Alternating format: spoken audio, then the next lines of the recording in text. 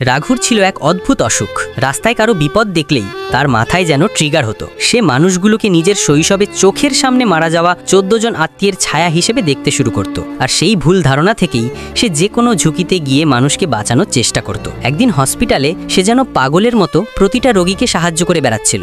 এটা দেখে মালতী বুঝল কিছু একটা ঠিক নেই। তাই সে গেল সেই ডাক্তারের কাছে, যিনি গত 16 বছর ধরে রাঘুকে দেখছেন। ডাক্তারই তাকে জানালেন রাঘুর এই অদ্ভুত মানসিক অসুখের কথা। সব জেনেও মালতী এই ছেলেটার অদম্য হেল্পিং নেচারকে আরো বেশি পছন্দ করে ফেলল। এতদিন অনাথ আশ্রমে বড় হওয়া রাঘুর জন্য মালতীর সঙ্গ যেন নতুন ভরসা হয়ে উঠল। কয়েকদিনের মধ্যেই ওর ভালোবাসায় রাঘু ধীরে ধীরে সুস্থ হওয়ার পথে হাঁটছিল। কিন্তু ঠিক তখনই ভাইরাল হলো এক ভয়াবহ ভিডিও। স্টেশনে দাঁড়িয়ে এক লোক প্রকাশ্যে এক মেয়ের ওপর অ্যাসিড ছড়ে মারছে। মালতী ভিডিওটা ভালো করে দেখে অবাক হয়ে গেল, কারণ ঘটনার মুহূর্তে রাঘু সেখানে উপস্থিত থাকলেও সে বাকিদের মতো দাঁড়িয়ে শুধু দেখছিল, কোনো প্রতিক্রিয়া ছাড়াই। এই জায়গাটি ভালো লেগে থাকলে ভিডিওটিতে লাইক করে চ্যানেলটি সাবস্ক্রাইব করে রাখুন।